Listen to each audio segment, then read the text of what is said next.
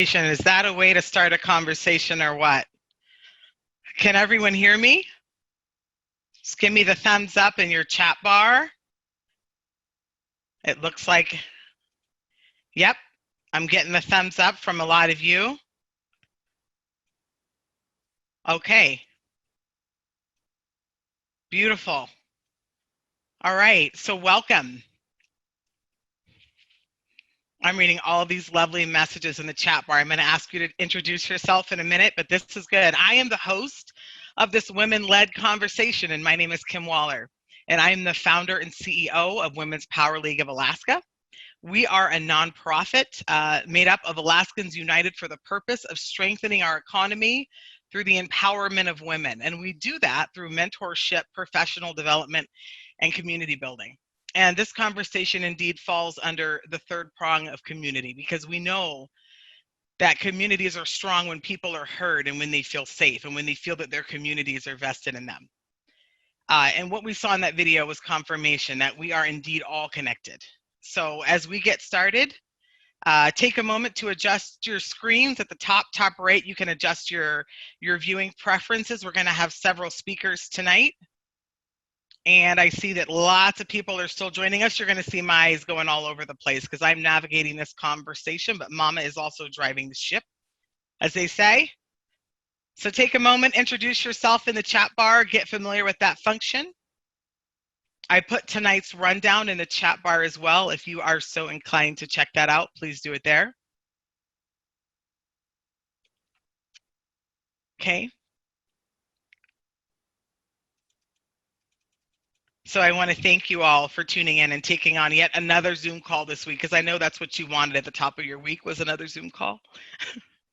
I also want to thank those who volunteered their time to contribute to this conversation, and our co-sponsors, the 4-Acre Group, Alaska Humanities Forum. Where's my book? Where's my book? Alaska Humanities Forum, who has helped me prepare for this conversation with resources. Thank you so much. It's been a great resource, that book. It's called Not Light But Fire by Matthew R.K. Wonderful reading. Also, thank you to YWCA Alaska and GCI, who is donating $1,000 to Jack and Jill of Alaska via scholarship fund in the name of tonight's conversation. So thank you for that, GCI. And now I will ask Rachel if you could kindly unmute yourself for a land acknowledgement. I just wanted to acknowledge that today we are here on the traditional, here in the place we now call Anchorage, for those of you here. We are on the traditional homelands of the Dena'ina people, whose ancestors today are members of the Knik and Eklutna tribes. We recognize the oppression Indigenous peoples have experienced and continue to experience as a result of colonialism and racism. Rachel, thank you so much for that. So let's start with a few ground rules. There's a lot to cover, so I'm going to move quickly, and my goal is to not speak quickly because I have a tendency to do that. So a few ground rules. We want you to speak what's on your mind, so consider this a learning environment, right? And in learning environments, we already know, sometimes you may not say it just right, okay? And that's okay, but we ask that you please be respectful in your comments, both spoken and there in the chat bar. We'll be utilizing that a lot. Also, if you have a question for any of our speakers, what's going to happen is after I introduce them and we have a couple of questions, I will open the floor. If you just press the raise hand function, if you can find that there on your toolbar, I will try to get to everyone that I can in the interest of time. Again, I'm going to work really hard to keep this conversation on time. For those of you who ask questions, please limit those questions from about 30 seconds to a minute. Just keep them short. And also for our speakers and contributors, please take your time in giving those condensed answers. And as you know, you're welcome to provide resources in the chat bar, which I know a lot of you are doing as well. Please only unmute yourself when you are asked and called upon, and the way that we know your name is that you can put your name right there on your screen. If you press those 3 dots, you can rename yourself if you hover over yourself. So if you want to take the time to do that, please do that. I see a lot of people still coming in the room. Okay. Very good. So let's get started. I want to acknowledge what many of us have been feeling. I just want to start the conversation by doing that.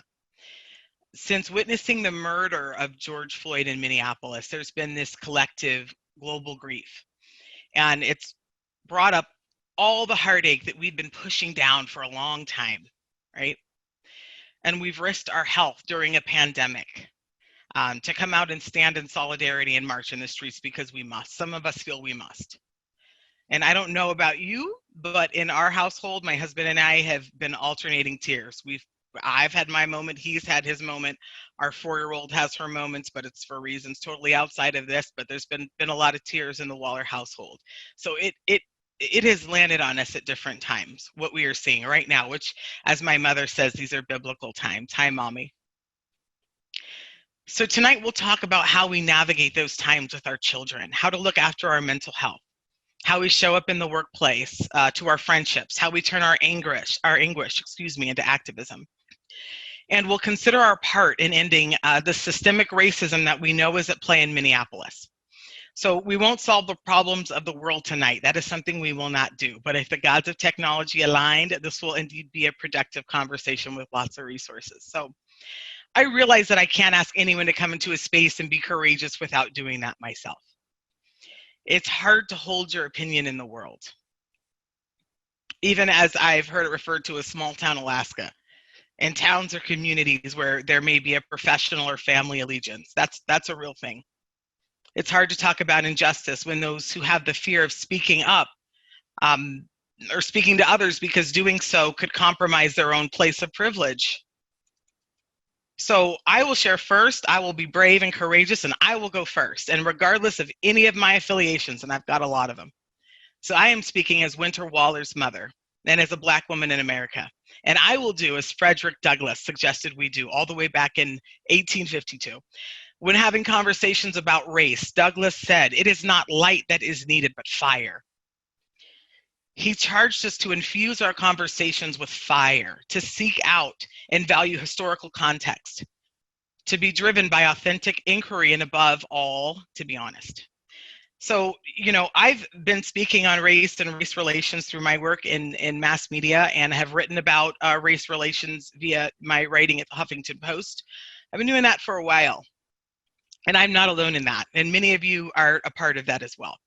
There's been volumes written on racial injustice and systematic oppression. There has been dialogue, there's been scholarly discourse. We've had town halls. We've had collective grieving for Black and brown bodies that has existed since forever, or as long as I can remember it. But I feel like much of that talk has been empty. And I'm not saying we haven't made progress. I'm saying I feel like it's a lot of empty talk that goes away. For me, and for many of you on the call, I was born into systemic oppression, not only because of my gender, but because of the color of my skin. And my daughter has been born into it. For all that Black parents, and when I say Black, I don't mean to disregard, the struggle of any of our Black and brown sisters. I'm talking in my experience as a Black woman. For all that Black parents tell our children about their limitless capabilities, that their Black is beautiful, we live with the anguish of knowing our words will someday lie in direct contrast with how our children are seen in the eyes of a brainwashed society where they'll face bias regardless of their character. I say it again, regardless of their character, that bias is coming at them. And just as we have, they'll encounter bias in other places. Yes, post-civil rights movement, racism shifted from the overt to the covert. It runs deep in our institutions. It runs deep in mass media, in our government, in healthcare, in our banks, right? Our households, in redline communities, and our school systems. And despite what Attorney General William Barr said yesterday, it runs deep in policing.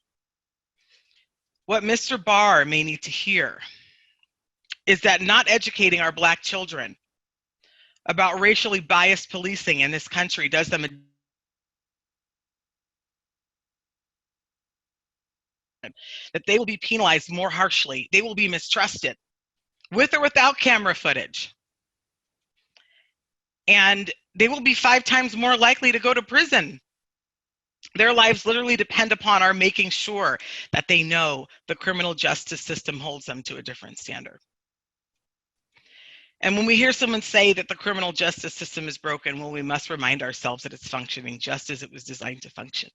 So here we are with people in the streets all over the world, as you saw at the top of this conversation, to stand in solidarity of oppressive systems that they know that are alive and well. And I grapple with this now.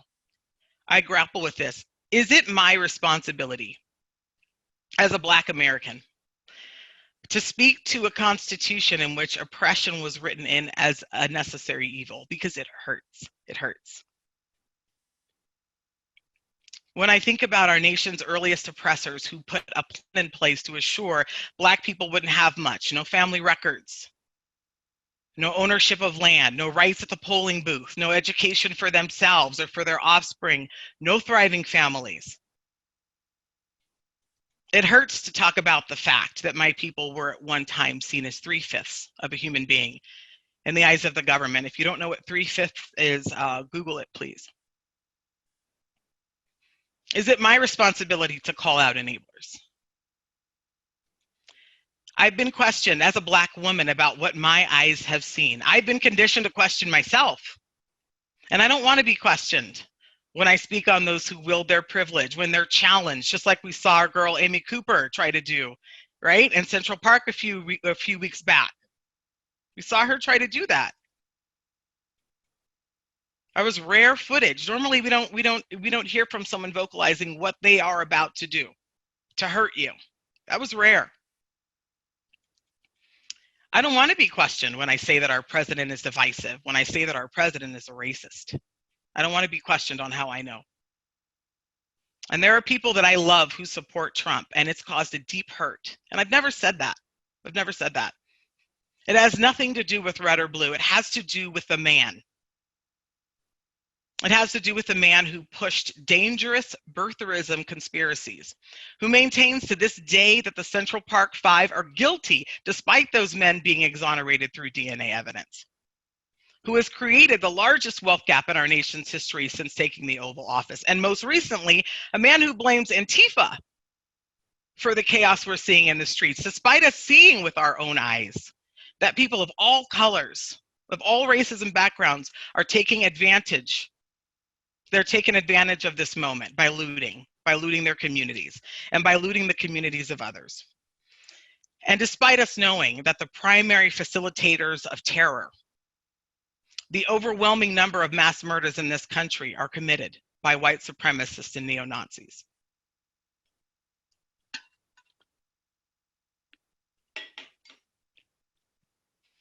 Black people feel the pushback when we say take down those Confederate statues, when we want to bring up the slave owners on our currency. We feel the pushback when we speak to our experiences, when we say Black Lives Matter. What we are witnessing now and feeling now may be the answer to the weight of the pushback, because it's heavy. It's heavy. I believe that we're just at the start of a modern civil rights movement, and we must win. We must win. For our children, we have to smash this moment, but Black people can't do it alone. The civil rights movement shot to a new level when Martin Luther King, who understood the power of images, got those images up to the north and activated lawmakers and citizens and empathizers, and they sent money, and they stepped in to help draft legislation, and they aligned themselves to help house slaves escaping from their masters. It was empathizers who helped to dismantle the Jim Crow South. Well, the same is true now. So I admit, I don't know how we began to dismantle these structures. I don't know. But what I do know is that we all have a role. And I am optimistic that this swell of empathy will bring about the change that holds this country accountable to the promise of the Declaration of Independence, that all men and women are created equal, that they are endowed by their Creator with certain unalienable rights, that among these are life, liberty, and the pursuit of happiness. Now is the time. And either you're in this or you're out. So with that, I am so happy to introduce our first guest, who is ready to talk a little bit more about that trauma that I mentioned at the top. Dr. Ebony McLean, if you can unmute your mic and signal when you're ready. Can you hear me? I can. Hi, Dr. Ebony. Hi. Well, I will tell you that intro was supercharged for me. I had to keep from crying. I think I've been in that space for a couple of weeks now. But Yeah.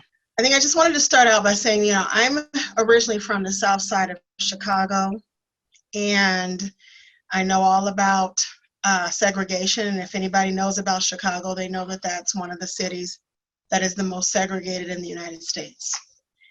And so I grew up there. All of my life, I moved up here and went to college here, and I've been here 27 years.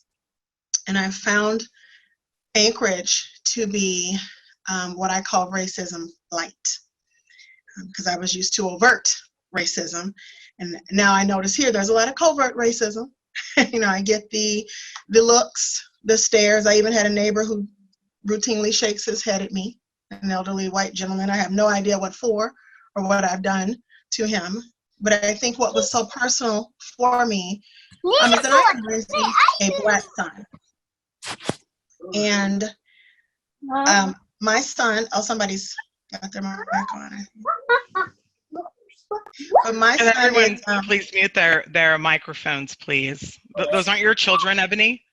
no, I'm in my office. I was going to say, it sounds like he could be my son. Oh, yeah. If everyone could kindly mute their mics so Ebony, Dr. McLean can speak. Thank you. But my son my little one is 4. And then I have a bonus son who is 11. And I worry about their future. I worry about the injustice and the discrimination. And it's in light of what's been happening, I've had to have conversations with a 4-year-old about race. Right? He listens and he's hearing everything. And he asked me, "Mommy, why are you crying?" Right? And so I had to have the conversation with him already that he's a Black little boy. Right? He knew he was brown. He always says, "I'm brown." And he, knows all his friends have different colors based on their race of the crayon box. And I would have preferred to leave him in that innocence. But in spite of, what's happening, I have to have these real conversations with him because he speaks to everyone. And the neighbor who shakes his head at me does not speak to my child, even when my child speaks to him. And that's very hurtful. So I think, this conversation about race is needed. We come from a history of racism and oppression, and it is still very present, even in 2020. I'm finding that in my office, I'm having to educate some of my clients about race relations because they are actually inquisitive, which is a good thing, because this is not the first time that this has happened, and we know that. But I will honestly say this is the first time that I've had so many clients be concerned about the state of the world, not just our nation. And so I think I felt inspired to be here to talk to all of you. And I did not know that this existed. I need to know that now because I need to be a part of it. Absolutely. These are important conversations to have. We are so happy that you're here, and thank you for helping us to facilitate this conversation. I wanted to start by asking you there, and we're going to spend about 4 or 5 minutes on these answers, so this part has got to be quick. If you have a question for Dr. McLean, you're welcome to put that in the chat bar, and we will try to get to a couple of those once we're done with these questions here. So Dr. McLean, many of us have been thinking a lot about our mental health right now. I know that is part of your specialty. So let's talk about that. What are the effects of murder porn? I'll use the word in the words of Killer Mike. What are the effects of murder porn? Because we've been seeing a lot of murder and a lot of destruction on our televisions and mass medias for a long time. So let's start by talking about that. What does it do to us? I can tell you there's going to be a lot of depression that comes from this, a lot of trauma, right? We used to think that PTSD was something that we would only get from direct contact with someone who made us feel like we were going to die, or witnessing someone die in real time in our presence. But now we know that we can be just as impacted by those images. And so there's going to be a lot of post-traumatic stress from this. There's going to be a lot of depression from this. There's going to be a lot of lowered self-esteem from this, especially for those Black and brown people who are on the end of this every day. and we know what it feels like to have someone be racist towards us. But then to witness the murder porn it's going to definitely impact the psyche for a long time. Yeah. What do we do? What do we do? Do we meditate? What do we do? Well, first and foremost, I think everybody needs to have the gratitude app is free on your phone. I feel like we need to be grateful for the things we have. We have to be able to wake up every morning to express that gratitude. And we also need to be meditating, using a Headspace app, being mindful of how the impact of that image, and it really infects and affects us. But we can't allow that to infect us, because that's what breeds more hatred, more negativity. And this is a time where we really need to come together and connect. So I'm telling all my clients to set up meditation practices for themselves, 5 minutes in the morning, 5 minutes at night, gratitude journaling every morning, making sure that we're staying connected, but also making sure that we're being real and genuine and engaging in these difficult dialogues and not hiding out, because this is a time where a lot of us would like to disappear. Oh, yeah. But this is a time where we must show up, because if not, this inequality and injustice is going to remain. So, I'm trying to make sure that my clients are grounded, because this is going to be something that impacts us for a long time. Absolutely. And you mentioned about we can move it along to our children. That's my next question is primarily, when I'm talking to both men and women, we're talking about our children. And I posted online, my nieces there in Atlanta put together this very peaceful protest that went very well. And I said, in that post, a lot of us are doing that delicate dance, right, with informing our children about racism and racist structures, while simultaneously not wanting to sow the seeds of hate. Yes. And we have to be careful in that. So can you just speak a little bit to just give us a couple tips on how do we talk about with our kids? They can't miss it. They can't miss this on mass media. Well, I think one of the things that I've been doing with my son, because there are those of us who are allies in this cause, and there are friends that have been near and dear to us, that he has examples of pure hearts and who are not racist. And so what I try to do is create that balance for him, because I want him to understand that he's a little black boy in this world. And there are going to be people who are going to be racist against you. There are going to be times that you're going to feel injustice in this world. But there are also those people who love you genuinely, right? And I think the other thing we have to do is to praise our children, to instill that pride in our children. I think it's, many times when we instill Black pride, we can accused of reverse racism and these things of that nature. But the truth of the matter is, I think we have to instill that pride in our children and give them other examples of positive race relations, but have them have the understanding that this is a reality for you. I grew up that way. My parents had to instill that in me. And I think I turned out to be pretty successful thanks to that, because, the police were not our allies where I grew up. We didn't call them for anything. Yeah. And as parents, that too, right? You tell your children they can be anything, but you inform them of the structures, like I said at the top, the structures in which they were born, and you say, you can be anything, you just may have to work a little harder, because here's what it is. Right. So with that, we have a few questions. I will ask Margot Bellamy, if you want to unmute your microphone, if you have a question that you would like to ask for Dr. McLean. And after Margot Bellamy, I have a question from, I think it's Bryker Busky. I will let you ask that as well. So Miss Bellamy, we'll start with you. Thank you. And thank you for doing this. I think this is wonderful. And I see so many allies in the room. I love you guys. Dr. McLean, I worry. I worry about all of our kids, but I especially worry about our Black and brown babies who have witnessed all of this trauma, and they're afraid. Our schools aren't normal. We're trying to figure out how to get them back into so that they can be educated. So what advice do you have for us educators who are trying to do the best we can to get them back into a normal setting, or a safe setting, so that they can begin to learn and thrive again? What are those pieces that we need to pay attention to relative to their emotional and mental well-being? Well, I think the main thing is that the conversation has to be had. And I don't know, how educators want to address that. When I was doing counseling over at Clark Middle School, I was part of a program called On Target that has now gone away. And during that time, we would be able to have those kind of conversations about race relations and, anything that middle schoolers wanted to ask, they were free to, because we created that safety. And I think that is the key, is to be able to have these safe conversations, because the truth is there's nothing about 2020 that's normal. Not with COVID-19, not with everything that's happening with race. And I think we have to start from, these times are unprecedented. So we have to start having unprecedented conversations. And I think the school district is going to have to be tasked with creating that as a part of the curriculum.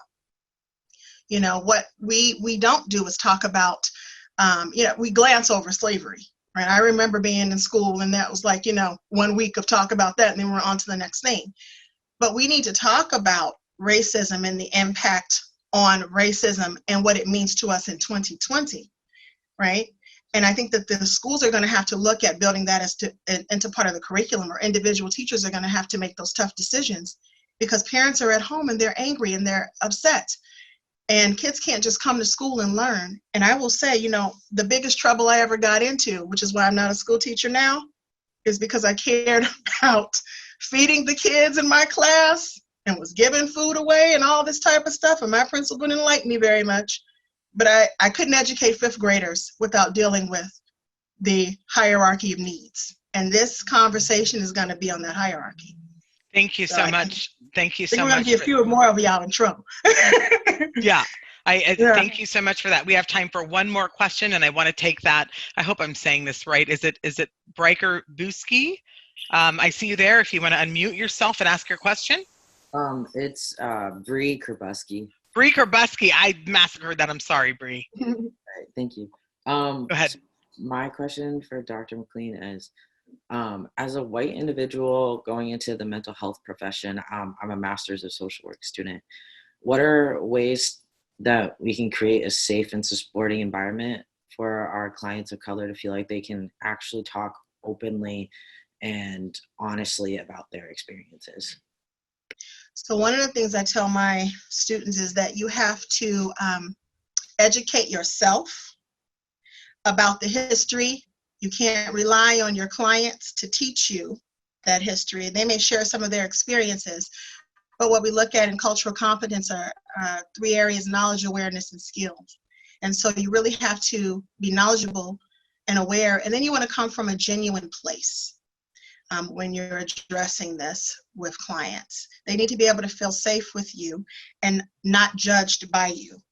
And so, I would tell you to really do your homework in this area. Cultural competence. Daryl Wing Sue is a cultural competence leader, and I use a lot of his, and also Pamela Hayes, who's, if you don't know her, she's a therapist from Soldotna who practices and has written a lot of books on cultural competence and how to take some of these autonomous westernized models and make them culturally competent, like cognitive behavioral therapy. So I would tell you to look into those 2 for sure and do your homework and research. Great. Thank you so much. And congratulations on your master's program there, friend. Yeah. I heard someone say they're working in master's. Good for you. Go, go. Yeah. All right. Congratulations. So Dr. McLean, we know that you have to run off. You have children to bus around. So we thank you so much for taking the time to join us. Well, can you email me when will you guys meet again? I would like to be a part of this. This is amazing. I will. Look at all the sea of faces I've been scrolling through, I know it's fun to watch, right? I will email you separately and break it all down for you there. I would love that. And can I respond to a couple of these questions in the group chat? Take all the time you want. I just know I'm trying to be respectful of your time because I know you said you had to run. So yeah. And I want to be respectful to the group. So I'm going to mute myself and then get in the chat box. Okay, do that. And also, this chat bar is fire already. So if everyone hasn't done so, just take a minute and use this chat bar. This is our resource. I am saving this chat as well, just so you know. Women's Power League is saving this chat, and we will find a way to make that public. Dr. Ebony, if you want to press mute on your mic, we are going Yes. to ask if our next guest, Teresa Lyons, CEO of YWCA Alaska. Uh, Teresa, if you could unmute your microphone and say hello. Are you there? I am here. Thank you, Kimberly. Thank you so much, Teresa. I thought it was so important to have you in this conversation and to have you as a part of this. I think that your life story could be a major motion picture, just from that one time that we shared space at the Middle Way Cafe and the conversations that we had. I was so inspired by you. And the Y is really lucky to have you at the helm. And Thank you. I wanted to start, as I've asked all our guests and as I will tonight, just to kind of start by telling us, you know, because yes, we come to these conversations with our professional affiliations, but I wanted you just tell us what's on your mind in about 1 or 2 minutes as a human being in the world. So before I ask you my questions, let's start there. Thank you very much for this opportunity. And I am feeling, I have mixed feelings. I did recognize maybe a few days after Mr. Floyd was murdered that I was having these severe headaches. And I typically am a fairly healthy person. I don't get sick often, and I never have headaches. So it was really odd. I had them for 2 days. I literally had to take something and lay down. And so I consciously unplugged because I realized my mental health I was struggling in my mind. And I think in your opening, when you talked about suppressed feelings coming to the surface, I recognize that is probably what I was dealing with. So as an African-American woman born in New Orleans, Louisiana in the 60s, and moving to Alaska as I finished 8th grade. Oh, prior to that, I lived in Mississippi for about 5 years in middle school. And then moving to Alaska as I was entering high school. And I would spend my summers going back and forth to the South because that's where my family is. So I understand racism from the Deep South all the way to Alaska.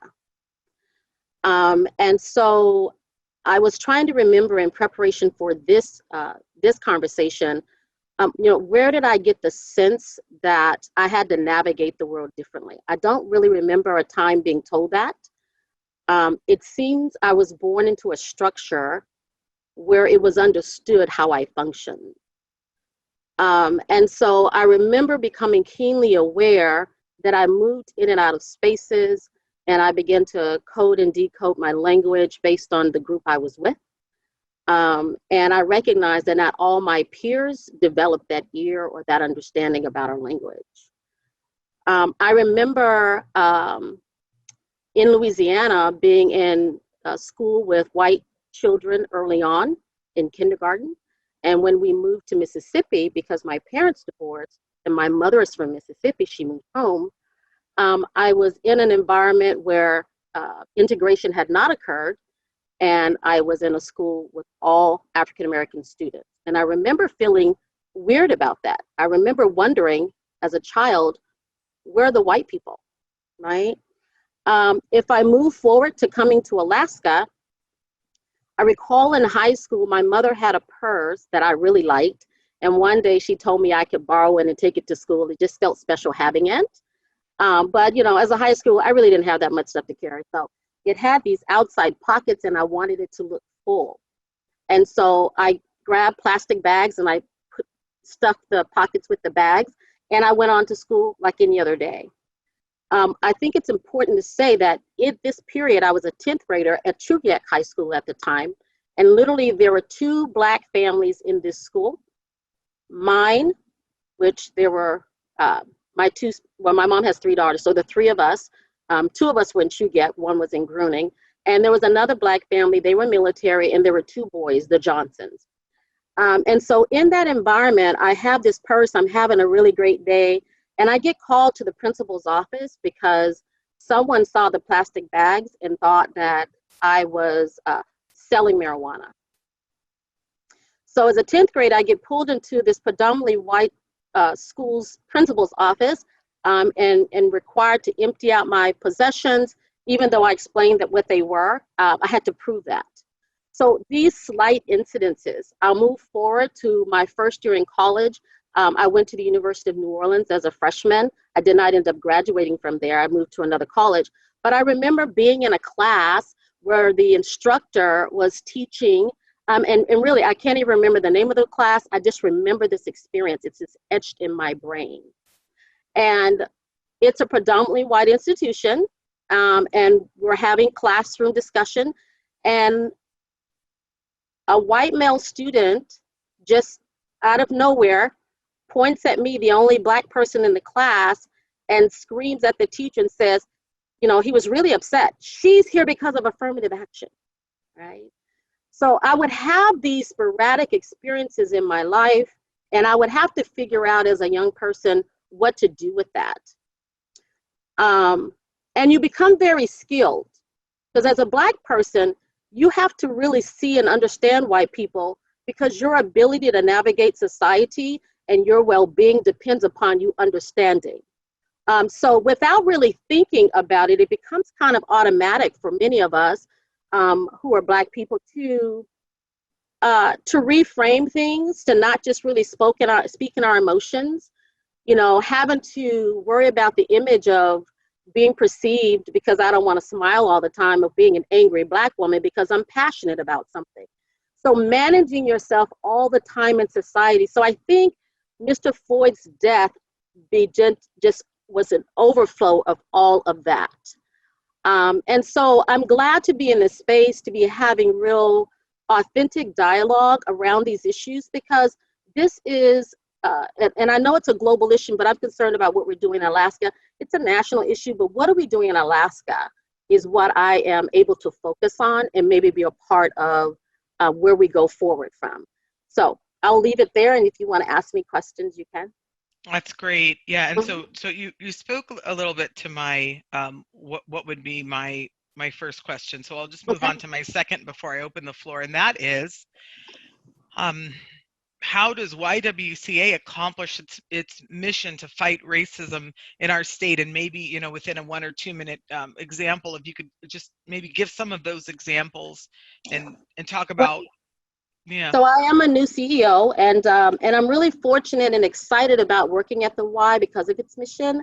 I feel like my entire life's journey has pretty much prepared me for this role, but I am still figuring it out. What I'm really blessed about is it has a rich 30-year history in the state of doing this work, and it's connected to a national and a global organization that continues to do this work and has a history of being on the front lines around these type issues across, America for centuries.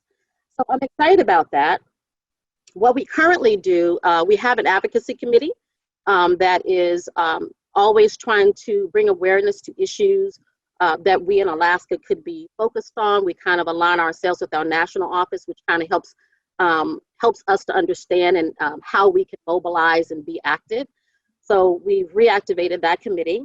We're going to be hosting story circles. One thing I know about doing years of diversity work is that it is the stories of people that shift attitudes.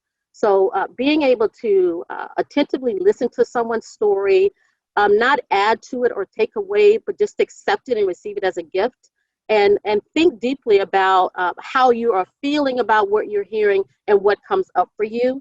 So we want to host those opportunities and create a safe space for people to explore and to share the way we are doing today.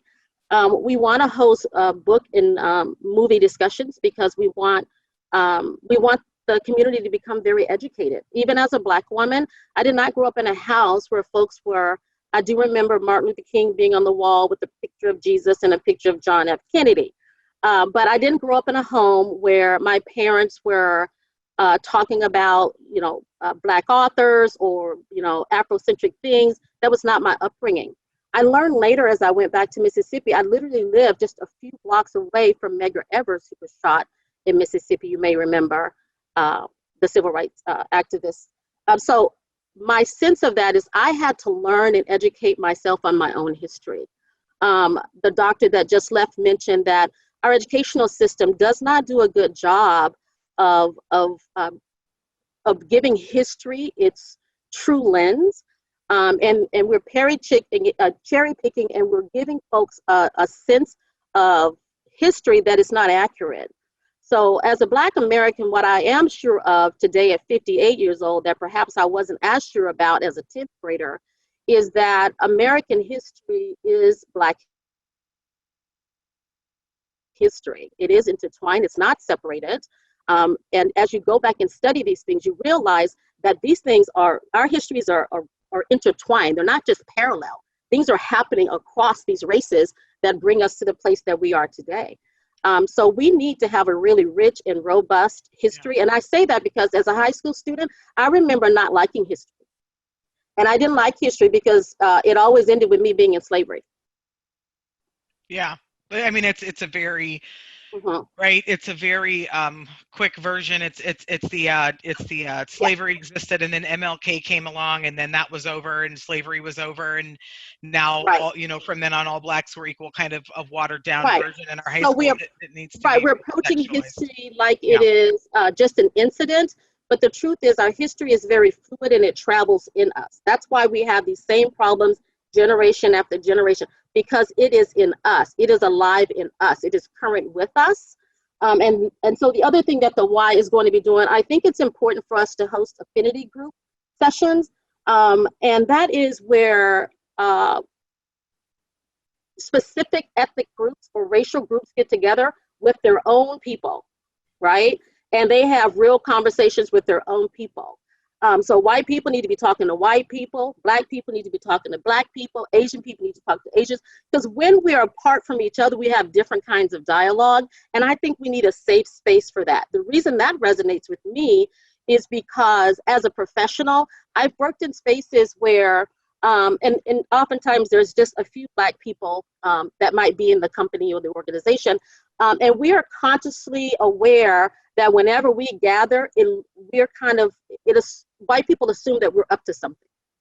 So we intentionally don't gather, right? So I want that to go away. We need to have conversations. I do talk a little bit different when I talk to Black people because we come from a similar background. The way our dialect might be different. The directness of the way that we talk might be different. It may be offensive to other groups. It's not offensive to us, right? So those kinds of things. So I think affinity group discussions are really important in this work. And the Y wants to also get back to offering trainings and workshops around implicit bias, social inclusion and equity training, decolonization training, those kinds of things. Yeah, and it's great. Women's Power League got the okay from our board of directors to launch some affinity groups for women. Nice. So it is great to hear that you are going to be working with different cultures and people from different backgrounds. It is so needed. And in the interest of time, I just want to acknowledge I am trying to time keep and move us along towards 6 o'clock. If we remember at 6:15, which we may, I will definitely give everyone the heads up at 6 in respect for their time. But to move it along, we can only take one question for Teresa Lyons. So if anyone has a question that they would either like to pose in our chat bar or raise their hand, I can take that now. If you have a question for Teresa Lyons, CEO of the YWCA Alaska, take your time. Lots of good comments in the chat bar.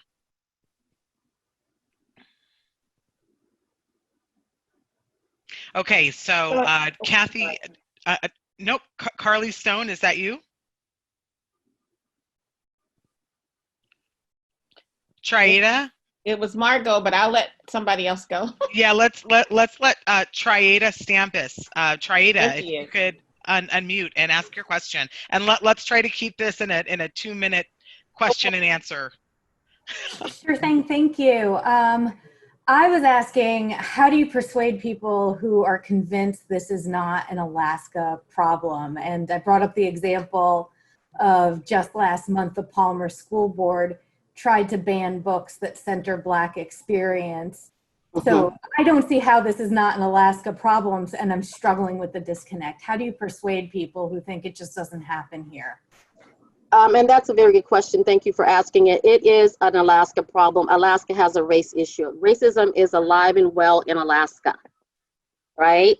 So part of knowing, part of doing any of this work is you first got to acknowledge that. You got to know that. And so I would be, so my quick answer is this. Recognize that what we're about to embark upon is not a sprint. It is for the long haul. So you're going to have to take care of yourself first and make sure that you reserve something so that you can keep the pace. And so all of us in this nation are at different levels and at different places with this particular work, right? Dismantling racism, systemic racism, is not going to be a quick fix. There are veterans in this work that have all kinds of ideas because they've been working on this their whole lives. There are novices in this work that turned on their TVs that day, saw that video, and just is outraged, right? I had to learn about my own history. You have to go and read American history, and you have to get the perspective of all people in the country. So you got to read what Black people say about their experiences, right? That's how I came to know the things that I know. And I feel like there's still so much I don't know. So the other thing is look for allies in the work. And I would encourage you to there's a UAA had a team called NCBI, National Coalition Building Institute, and they do social inclusion and equity work. And that is a way to develop the tools and the skills, because what we don't want is you starting another riot with someone else, because you know what I mean? It could get very combative. Don't engage in that. Like, I'm not trying to convince people who are determined that they want to be racist. I am trying to talk with people who don't even know they're racist or have racist behaviors. And think about this. If we live in a country with systemic racism, it is impossible for us not to be affected by it. It is on our record. It informs how we move and have our being in the society. So we've got to understand what is on our own record. So do some self-work first. It's very introspective. It's very reflective. And I had to go through this journey, and I spent 3 years crying before I understood that I was mourning what I never had. I never had a native language. I do not know my ancestors. I sat in trainings with my white colleagues, and they could trace their history back to the 1500s and beyond. I didn't have that, and I was weeping. I did not have an incident to attach those emotions to. I did not have a person or a family member. It was a loss that I carry with me in my history. And I needed to mourn that. It took me 3 years to figure that out. So deal with self first. Look for allies, begin to build up your understanding in your toolkit so that when you deal with people with racial slurs or jokes or whatever, you'll have skills to overcome that in a positive way. Thank you so much. Yeah, thank you so much, Teresa. And I know that there are so many resources. If you want to share more in the chat bar, I'm trying not to read this chat bar, even though I must. But this chat bar is going to make me ruin my face because, man. And again, I am saving this chat. And we'll find a way to distribute it through Women's Power League social media channels. But this is some incredible dialogue and resources and truth telling happening in this chat bar. So I hate that we can't stay longer. Teresa, thank you so much for joining us. And now, I want to take a moment in our original agenda, which was posted at the top of this chat. So in our idealized version of this conversation, we would be taking a break. That is not happening now. It is a short time and it's a lot to cover, and we're going full steam ahead. So if you need to turn off your camera or do whatever you need to do,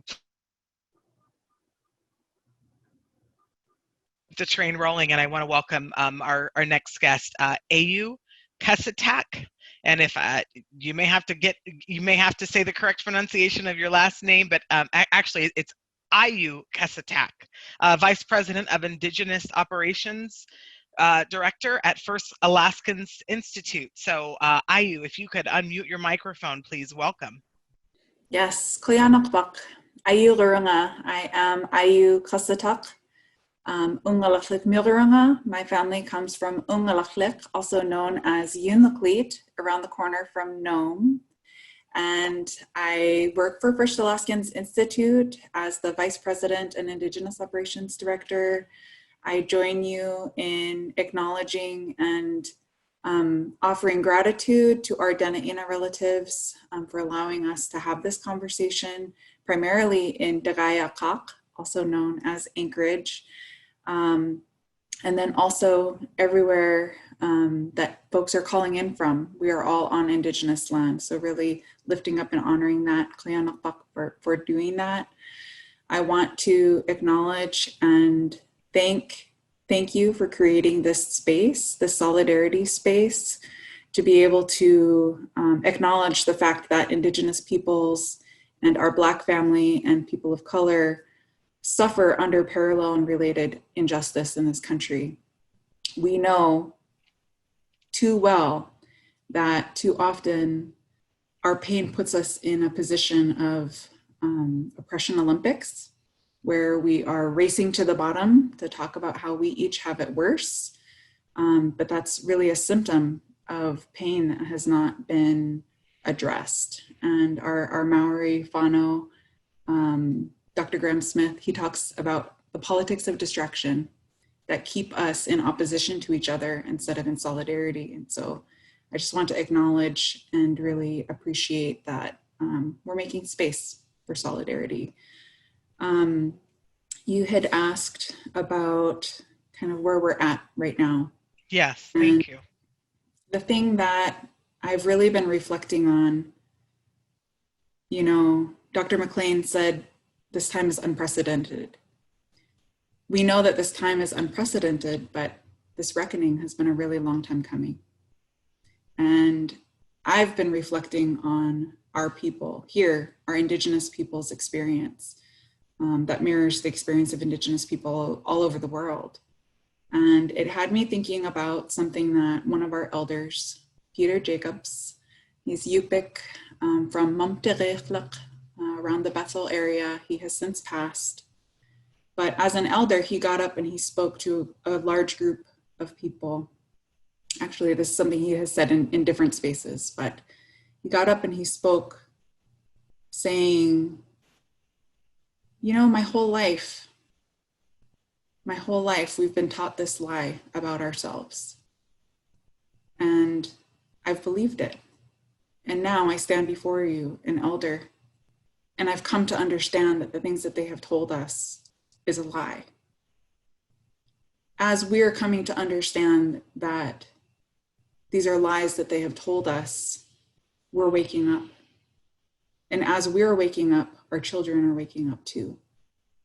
As our children are waking up, they're hungry.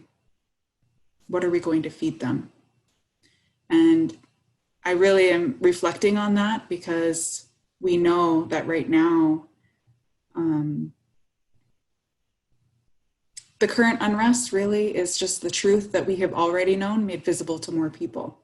And so we're all in this collective awakening time. So I'm excited to see how we can continue to link our arms together and really help overcome a lot of this country's original sin.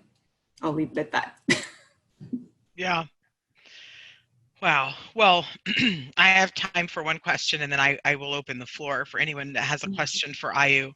Ayu, if you can speak a little bit to how has colonization contributed to racial inequity? Yeah, absolutely. Well, colonization is the original sin of this country, right? Ms. Lyons, right before me, was speaking to how she had to educate herself on the history of this country. And, you know, at this point, Americans are operating under a negligent ignorance about the true history of what has happened here and how those things in our history have contributed to the unrest that we experience right now. This country was built on Indigenous land, on the backs of African people. And that has intertwined our destinies ever since then. The liberation of Indigenous people and Black people and people of color is intertwined.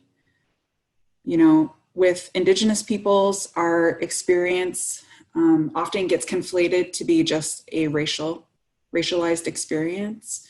However, our relationship to these lands and our sophisticated systems of governing ourselves predate the United States Constitution by thousands of years. And, you know, from the beginning of the founding of this country all the way until today, you have broken treaties that have tried to continue to separate us from our lands. We really have two relationships. Indigenous people really have a dual relationship to these issues of racism and oppression. One, we have a political relationship due to the sovereign nature of our government to government relationships as sovereign nations. And we also have a racial relationship to these experiences. Too often they're conflated to be one and the same. And that is a strategy to try and dispossess us from our homelands and to extinguish our people. Thank you. That was beautiful. There's so much to think about. Yes, I see you. Bring the fire, IU. It says in the chat bar. Does anyone have a question or anything that we have time for one? Gosh, I wish we had time for more, but this is all great, and I am learning so much. Uh-oh. Is she frozen just for me? I'm seeing other folks move. No? She's frozen for me also. Ah, shucks. Okay. Let me look in the chat box. See if I can look in here. Okay. So Kim, since you're frozen, did you want to type your question in the chat box? Can you hear us? Yeah, that's a good idea. Looks like she might be logging back on. Oh, okay. Awesome. So something that I guess I also had wanted to say, hey, Shelly, something else that I had wanted to say, I wanted to uplift related to what we just talked about.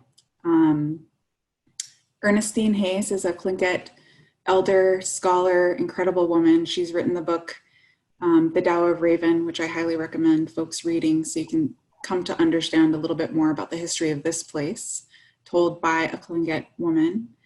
In her book, The Tao of Raven, she talked about, you know, the system of education and the way that the education system was weaponized against Native people to really dispossess us of our own knowledge, to separate us from ourselves through the kill the Indian to save the man era. And one quote in there we often will talk about with educators, I feel is so pertinent to this conversation. The quote is, "After all, Indian education was not intended to make Native children be white. Indian education was intended to make Native children want to be white." And really, since then, nothing has changed. There's so much about our education system that not only does not tell us about the true history of this country and our place, it also does not value our contributions to the world or our people. And that shows up in the ways that we treat each other. Really brilliant scholar, Dr. Hune Lance Twitchell, he talks about colonization is now executed through a process of omission. So the active erasure of our history in this country really leads to where we are today. We're not operating from the same set of information. And so I know one of the questions that we've been talking about is, so what do we do? We need to be operating from the same set of information that includes education system reform, that includes more conversations like this, that includes moving beyond comfort, white comfort, to have some of these really hard conversations. And so I just want to offer that up while we're waiting for Kimberly to come back. I am back, thank you. Yay, you're here. Yeah.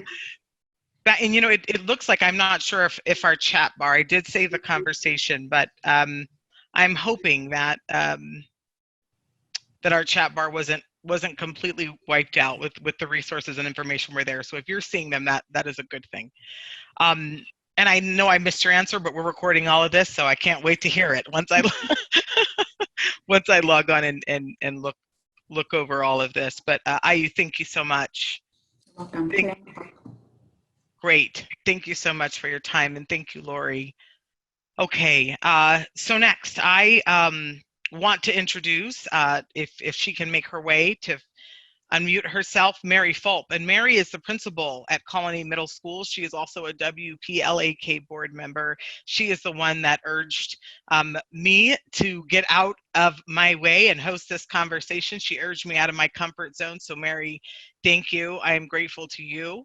And I wanted you to talk here because I've always really admired your leadership in the workplace and navigating really difficult conversations. So Mary, if you are on the call, if you can just unmute yourself and say hello.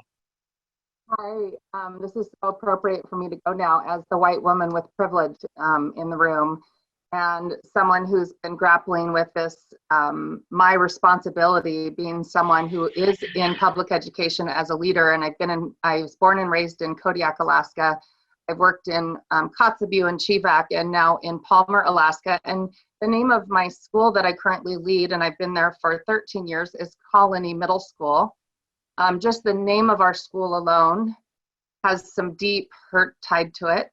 And I've been passionate about ending racism for a long time. And I don't exactly know when that began for me, but it began at a young age and even when I lived in Kodiak. So racism is in Alaska. People out here in the Valley know that racism's a hot button for me and want me to be quiet about it. And I am just, it's one of those things that I am leading a discussion on white fragility. I would love for any of you to join us. It's a book club that we just started today, but we actually are going to cover chapters 1 and 2 next Monday. It's every Monday for the next 6 Mondays to just have an ongoing conversation at 10 o'clock in the morning. A Zoom meeting link is sent out. You can follow me on my Facebook page and find the information. It's Mary Teresa Fulp. And we're opening this up. School leaders are actually started this conversation, but we're opening it up to all people who just want to do this book study together. Someone asked me, can students do it? Absolutely. If someone's willing to get the book, read the book, and lean into the conversation and join us in this uncomfortable space that we're in to do the work, by all means, we want you in that Zoom for the next several weeks. So it's Monday from 10 to 11, and it's just join the conversation. White Fragility is a tough book for white people to read who are not ready to have the conversation. But guess what? I don't care if you're ready. It's beyond time for us to say that this is our race. Oh, I'm just so passionate about it. This is for all of us. I have too many examples of what has happened every single day at the school that I lead that has to do with racism. And when I ask students of color what they want me to do about it to make it better for them, they said, don't do anything, it'll make it worse. We're fine, just don't do anything. It's gonna cause us to be more of a target. Oh my gosh, like we cannot leave our babies in that place of hopelessness. We must give them tools to be able to have these conversations. We actually have to give our teachers tools.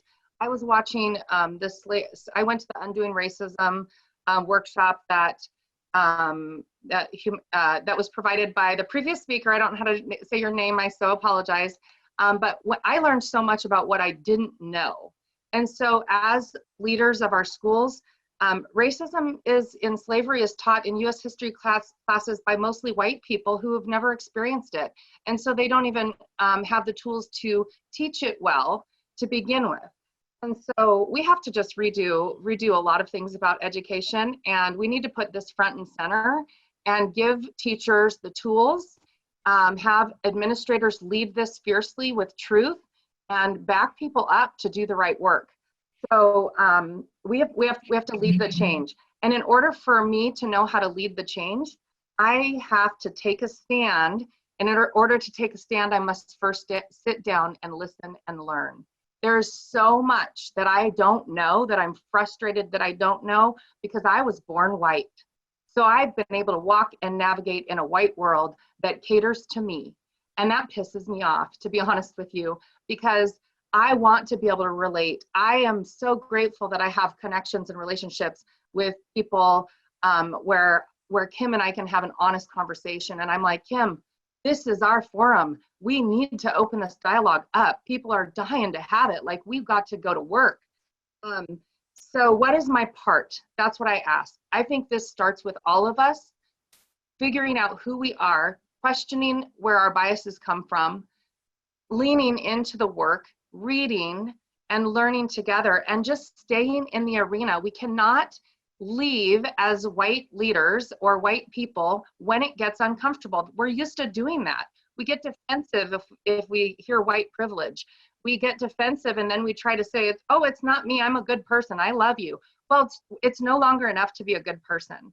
I'm a good person. There's a lot of things that I'm unknowingly doing because of my ignorance that is continuing to be a part of this oppressive system of racism that has gone on too long. And I'm no longer willing to be a part of it. I'm woke. So I'm asking, what is my part? How am I a part of the problem, and how can I be a part of the solution? That's what we all must ask ourselves. I need to humble myself and I'm 47 years old, and I've just realized I don't know very much about this and how to fix it. But I am willing to humble myself and learn and listen and have those conversations where someone may think completely counter to how I think. How do we bridge that? How do we become the bridge to take those conversations higher? I've had to interrupt and disrupt a lot of political talk and say, racism is not politics. It's not political. This is a personal and human issue. We cannot put politics in the middle of it. That is divisive, and that is where we're not going to get anywhere. And we're going to continue to be trying to make ground and living in this divisive space. So we've got to disrupt the system. We've got to dismantle it, really. We need to realize this is our collective responsibility. Listen to the experts. There's so much work out there, and I'm so grateful right now that people are hungry to gobble it up. We need to stay in the conversation without getting tired and walking away. We need to keep our friends in the conversation and say, no, I know this is uncomfortable. It's going to be uncomfortable. And we're going to stay in this place and have these uncomfortable conversations. That's the only way we're going to move forward. We must be willing to change our lives in order to end it. We put the greater good of others in front. And I can't even begin to know the pain that you guys are carrying. And so I want to understand, I want to listen, I want to learn, and I want to be I'm so frustrated that so many things that I thought I was doing well to help free people from this has actually been part of the biggest problem. And so I have to own that and go, you know what, I was coming from a good place and I was totally part of the problem in a significant way. As an educational leader in this state for 21 years, there are some really ignorant things that I did, thinking that I knew I was doing the right thing. So we must be willing to lean into the conversation. I'm so grateful for this conversation today, and choose the greater good of humanity in order for us to examine ourselves. Each one of us examine ourselves, our stories, share our stories, and try to really understand where our biases might be coming from and what's blocking us when we get to that place of anger. Because I've been angry lately.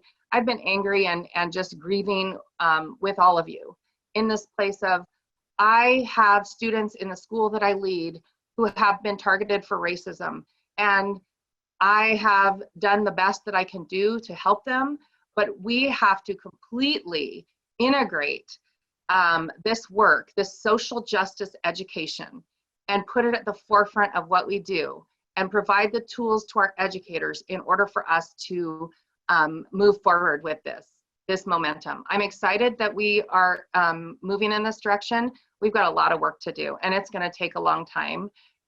It's going to take, I believe it's going to take me being committed to this for the rest of my life, and I'm willing to do that. And I need us to be willing to stay and do the work together. So I'm grateful for this starting point today with this courageous conversation.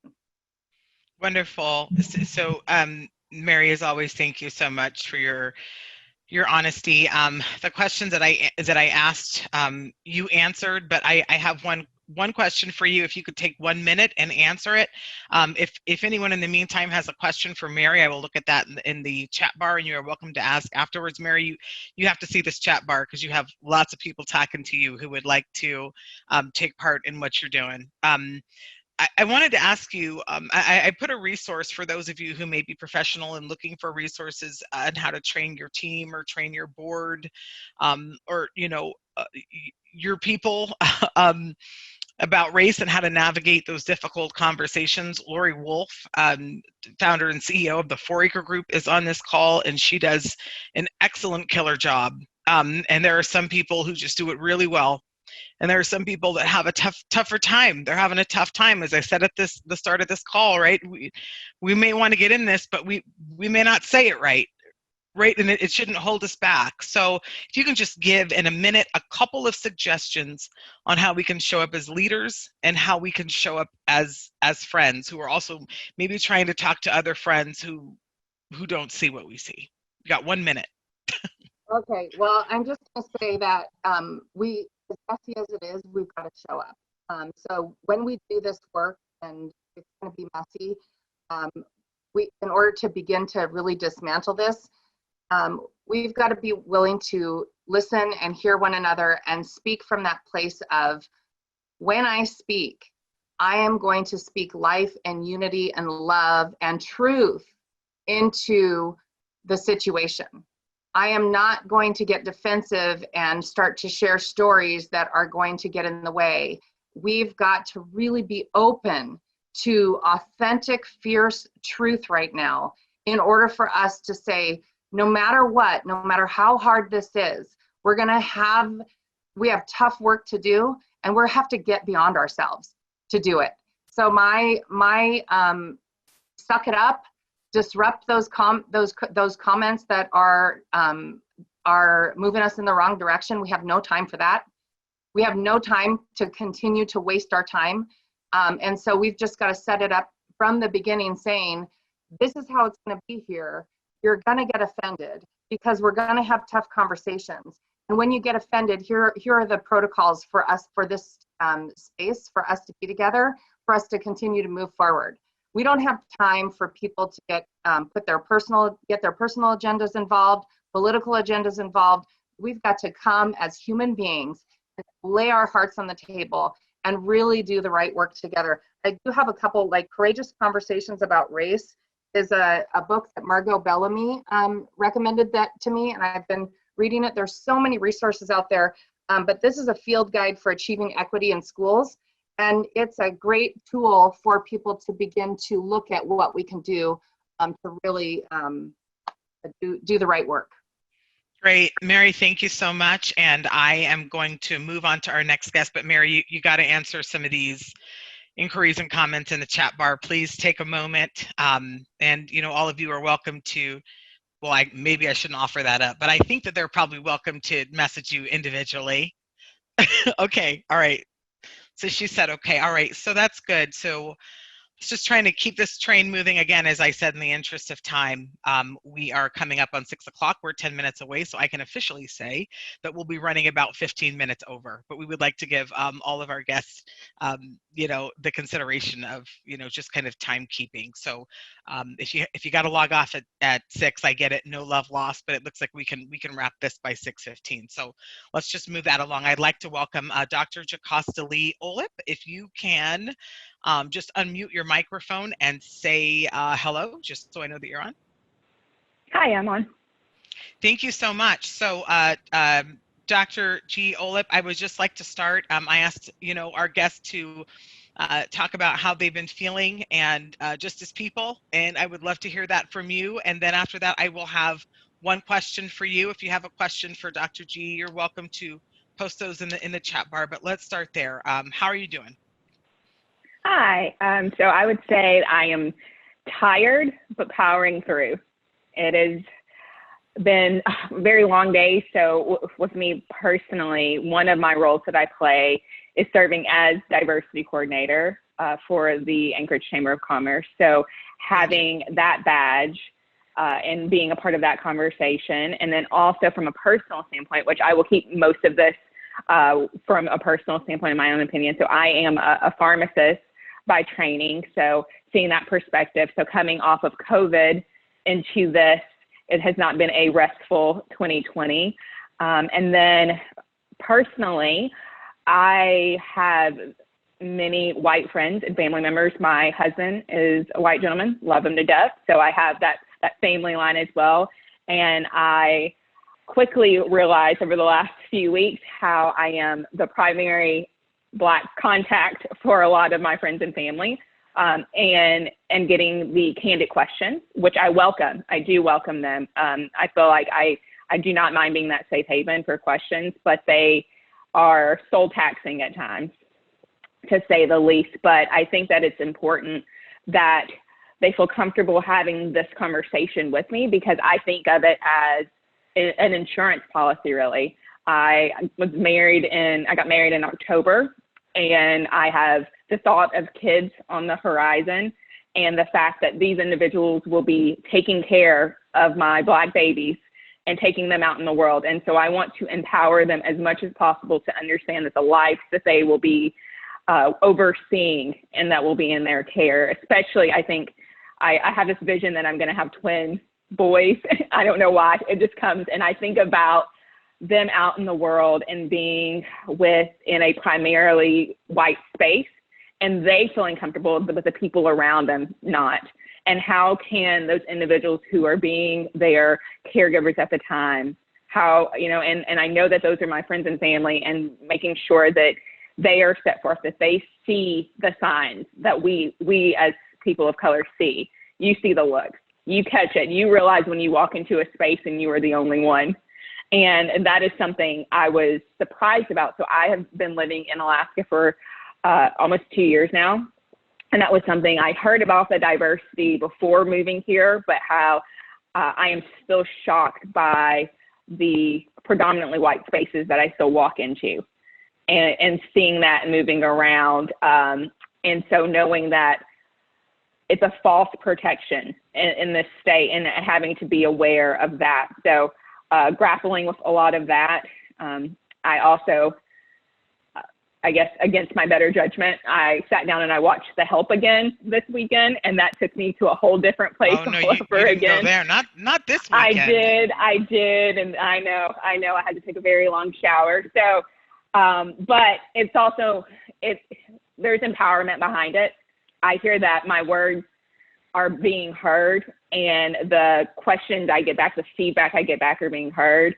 I think too, one last thing, and I'll let you ask me some questions. I know that you tagged me specifically because of some of the things you saw me post on social media.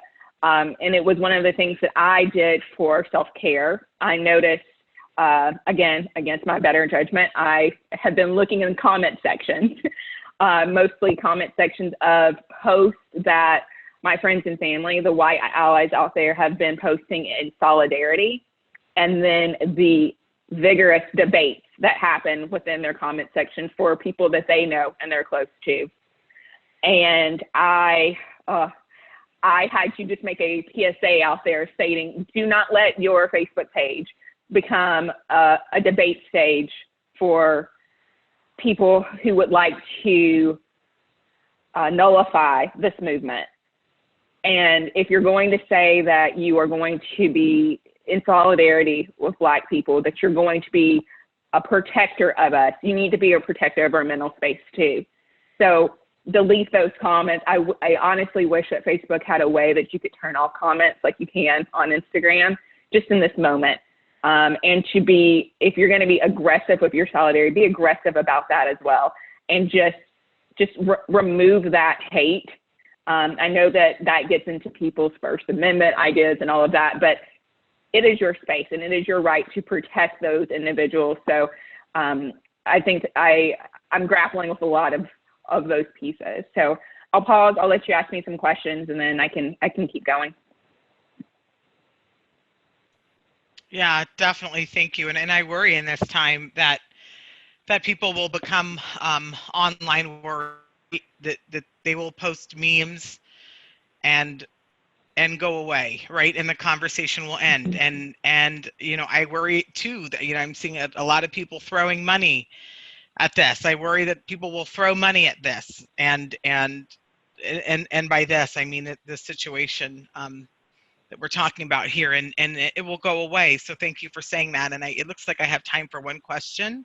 I'm going to turn my screen off while you answer this, but I just wanted to ask, especially with your work with the chamber, as diversity coordinator, the Anchorage Chamber of Commerce, how does racism and inequity show up here in Alaska, and how are you addressing that through your work at the chamber and also through your work at the Alaska Black Caucus? If you want to answer that for me.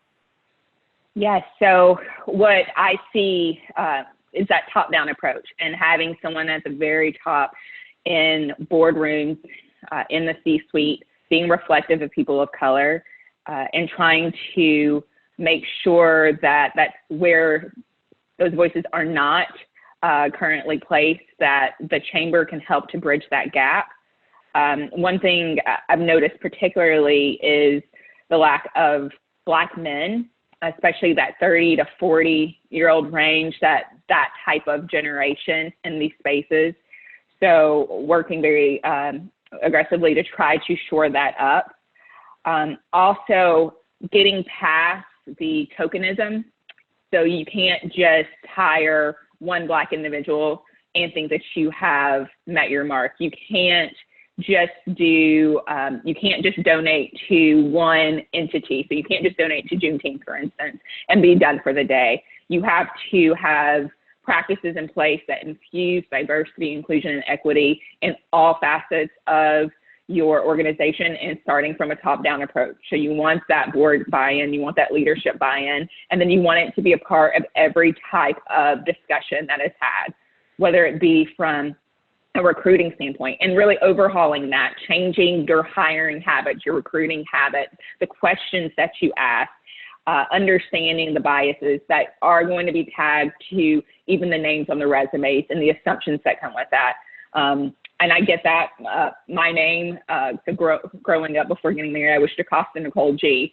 And I always said my parents, while they didn't intend to, I had that backup. I could have gone by Nicole, and getting that, you know, my resume probably would have gotten a lot more hits on it, but I've always gone by Jocasta. I get its uniqueness. But I aggressively, if you pronounce my name incorrectly, if you spell it incorrectly, I will call you. I don't care how high up you are, because it's just a respect factor as well, and keeping that peace. I also think in terms of business, especially in this time, businesses are craving a way that they can help their employees. And so I know many of the people on this call have probably been asked by their peers, what can I do in my company and my organization and the resources, and just being a way for that caveat. I think too, I have heard it from time and time again from different businesses around town that we don't even know where to start. We don't know how to have this conversation. We don't know how to explain it. We see it, we recognize it. And so trying to make that pathway, that's what we're doing at the chamber, and trying to have those conversations and bring different people to the table.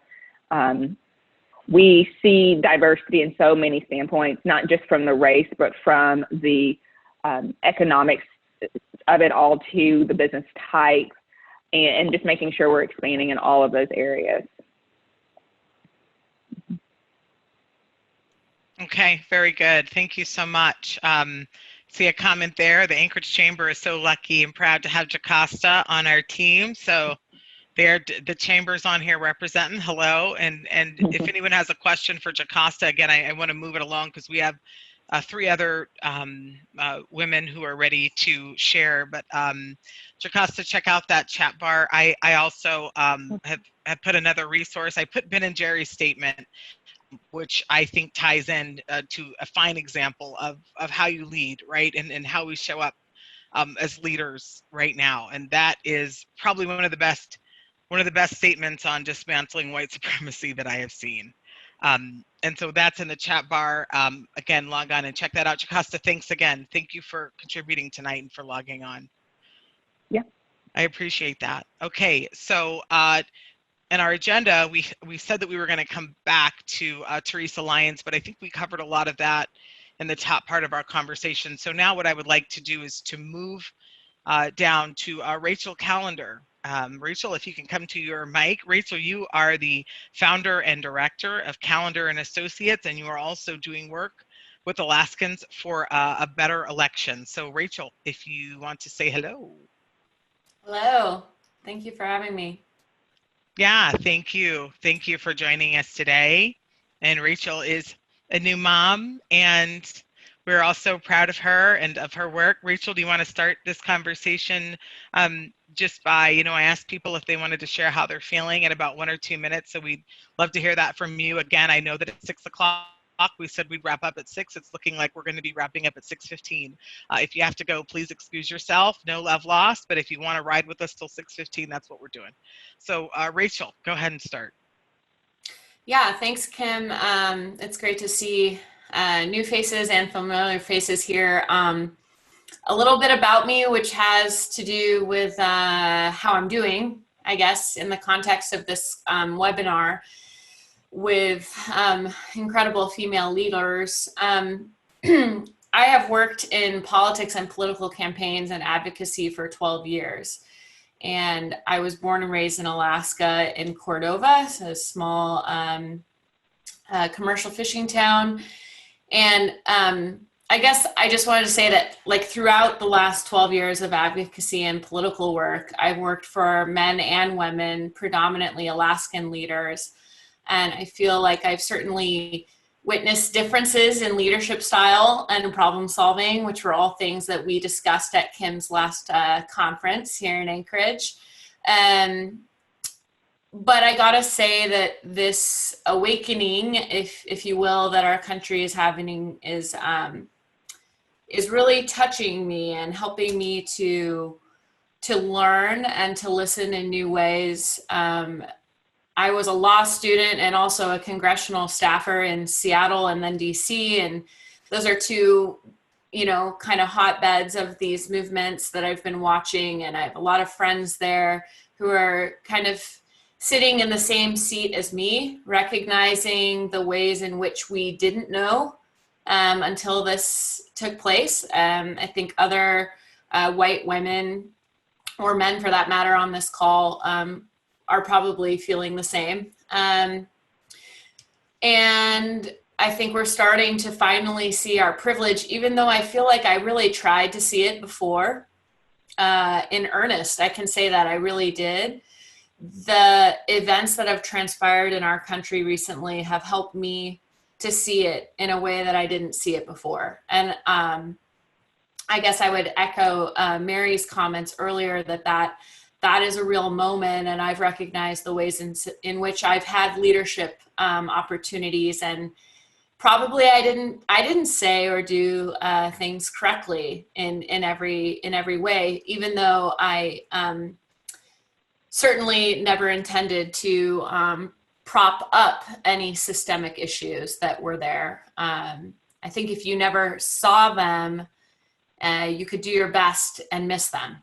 And I think that, I don't know, I feel like this is a safe space, so I'm just going to say this. I think an important way to move forward, to be an ally right now, is for white people who have that realization to give themselves a little bit of space to recognize that they made mistakes because they missed it. They didn't see it. And let's move on from that. Like, don't get defensive, don't get hung up. Let's apologize where that's important to do and try to move forward and focus on what's ahead, because focusing on the ways in which you might have screwed up really only makes you want to stay quiet right now because you're more afraid to screw up again. Yeah. And that's a real thing. And another comment quickly, yeah, on a personal note, I'm a new mom. I gave birth to my first son, Finn, 5 months ago. His father is white. I'm obviously white. And I just feel like being a new mom, especially to a son, has given me pause to recognize the long list of names of men killed in this country who are of other races and predominantly Black. And when I look at him, I've had more than one emotional moment since this started that I'm thankful for, because those moments have forced me to grow and think in ways.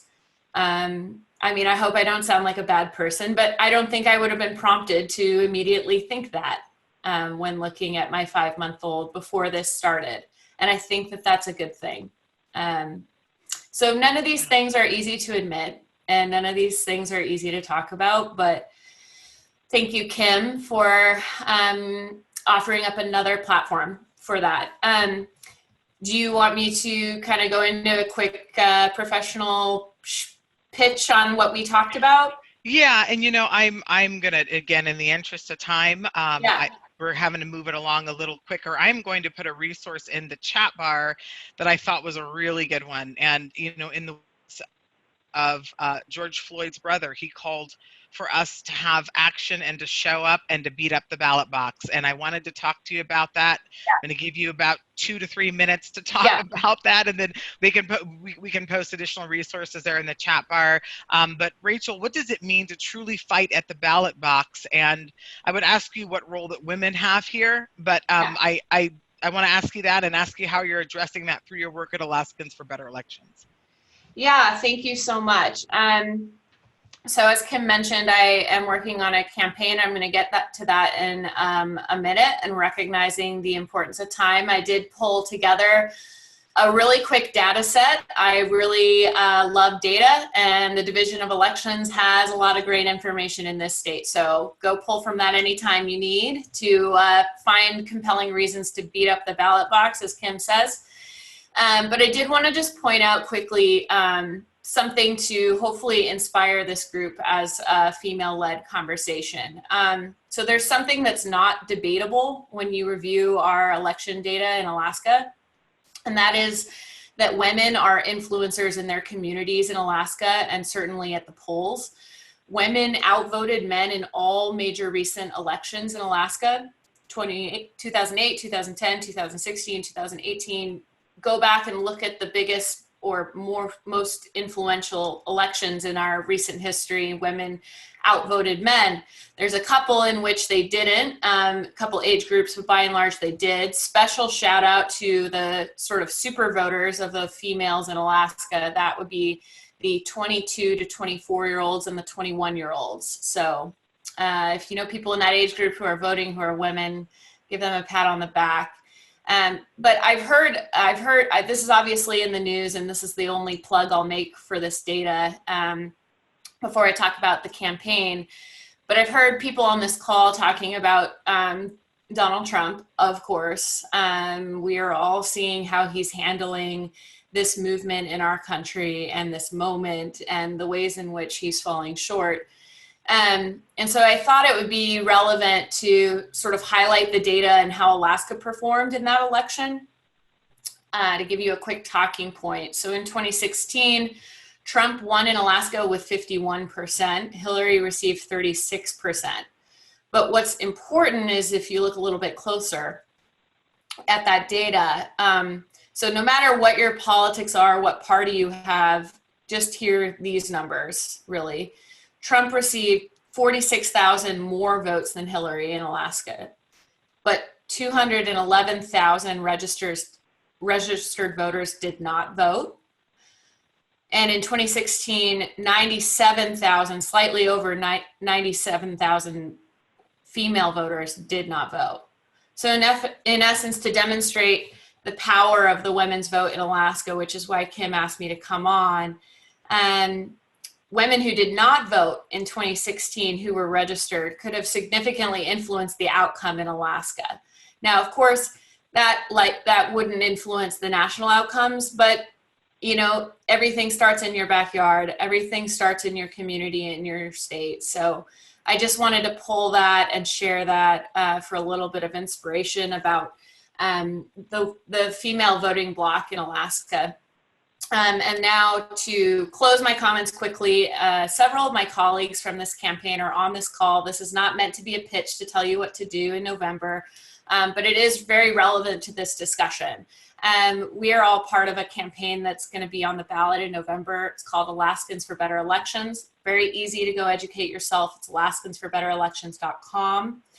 Basically, it would do three things: increase transparency in campaign finance to end dark money, open primaries, which is particularly relevant to Alaskans, in which almost 2/3 of our state are unaffiliated to parties. So opening primaries, in my opinion, does make a great deal of sense.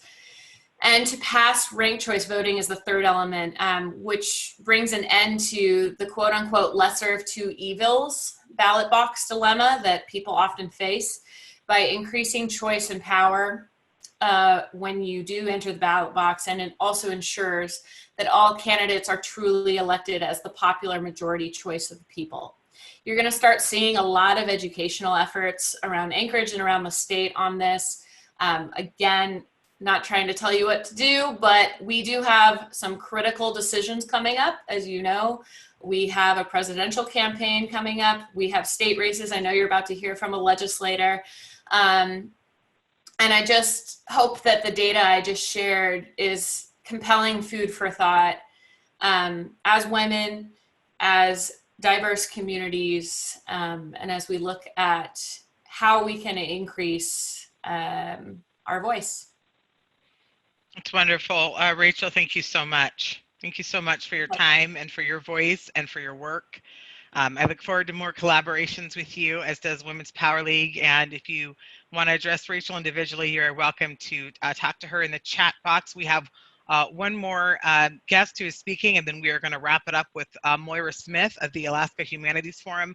Really quickly, I have posted some resources that Moira included online in the Coronavirus Days of Caring Facebook page, which is all of that, some great resources about voting in upcoming elections. So those are there in the chat bar as well. So I want to move on to Representative Garen Tarr. Garen, if you can unmute your microphone and just say hello and let us know that you're out there. Hi there. Hi, thank you so much, Representative Tarr, for joining us today. I am just, have learned a lot about your work, not just in the capacity of state representative, but also, your studies of women. And that's fascinating to me. And once all this is over and there's no potentially killer disease in the air, I would love to sit down with you and take you to lunch. So that would be fun. Yeah, thank you for joining us. I know we're having to move along quickly because we do want to wrap up, but I wanted to bring you on in a nonpartisan way, and thank you for saying that, when we're coming on in the capacity of educating people about elections, it is indeed nonpartisan, because Women's Power League of Alaska is a nonpartisan 501c3. I wanted to ask you how to engage the legislative process, and I wanted to hear more about National Voter Registration Day, and we've got about 3 minutes, 3 to 5 minutes. Let's say that. So aim for 3. Okay. Can you disable or can you allow me to do the share screen? Because I do have a little handout, and that will save us in terms of being out of time. Yeah. I'm really excited to be here. I'm sorry we're running out of time, but I never miss an opportunity to try and demystify the legislative process, because I think a lot of people really think that, we're constantly hearing from people. That's my doggy. But sometimes we're not hearing from people as much as we would like to at all. And so I really try to take every opportunity to make it seem easier to get in touch. And oh my gosh, I'm so sorry, my dog's barking. I don't know if you can hear that in the background. I'm gonna try and throw him a toy. So I have a handout, and what I'll do is I'll put it on the Women's Power League page after this, but I just did 10 steps to legislative success, and it's a walkthrough, and I'll just quickly kind of walk through the steps, because I want to encourage you to do a few things you may not have heard of before. When you go to the akledge.gov website, if you scroll to the bottom of the page, there's a little box that says who represents me. I want you to start there. If you don't know who represents you, make sure that'll tell you your legislator, their name, their party affiliation, and it uses your address, so that gets you there.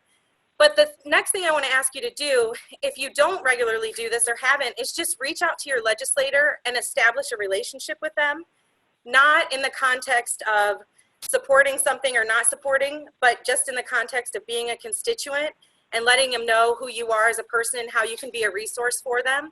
Because what we want to know, like Jocasta was saying, right, as a pharmacist, I'm always, if there's a healthcare issue, I'm looking for someone like that that's a professional that I can call, that I can hear from. So really establish that relationship with your legislator outside of, when you want to advocate for something, but just, make it known who you are and establish that relationship. And then I have a few things to walk through the steps. What I want to suggest you do is then you go to the legislature website, how to look under the subject summary and find all the bills that you're listed in.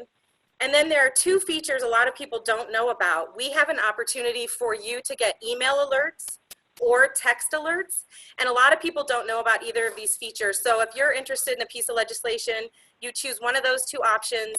That way you don't have to be engaged. You're going to be notified when something important has happened about that. So that would be the opportunities for testifying in committee. That would be when the bill is going to go to the floor.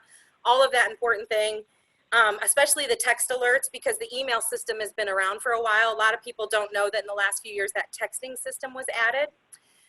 So please do that. And then I put a couple of other resources to just direct you to kind of be more comfortable and how to follow along and figure out when the committee hearings are happening and how you can engage. So I'm going to post that on the Women's Power League. I'll put it into the file here.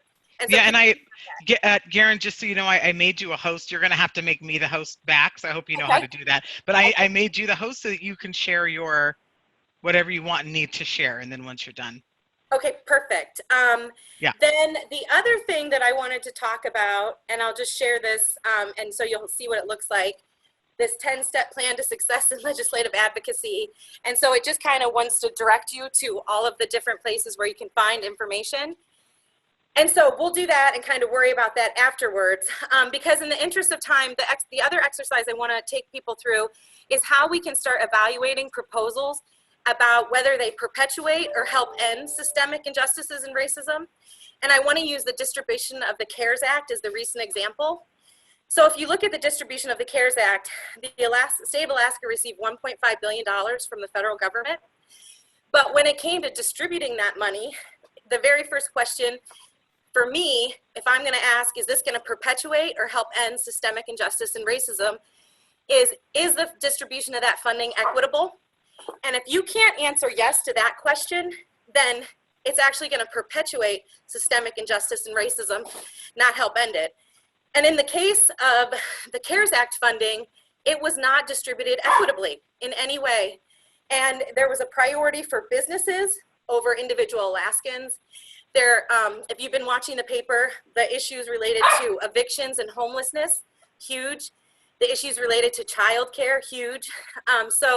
The two questions, was it distributed equitably? No. So it's going to perpetuate the problems we already have. And then who or what benefits? And if it's going to benefit, the wealthier business interests over the interests of individual Alaskans, again, that means that the people who are already disadvantaged are going to be more disadvantaged. And what this pandemic has proved more than anything is the people on the edge are just about to fall off. And that includes, poor people that I represent. That includes a lot of Black people and brown people. And so these, I think, are really important issues that we have to confront as we're looking at legislation. Thank you. Karen, thank you so much. If you could just unshare the screen and put me back as host. Again, I knew you would come on and you could pull off. So I am grateful, even with a barking fur baby in the back. You pulled it off, so thank you.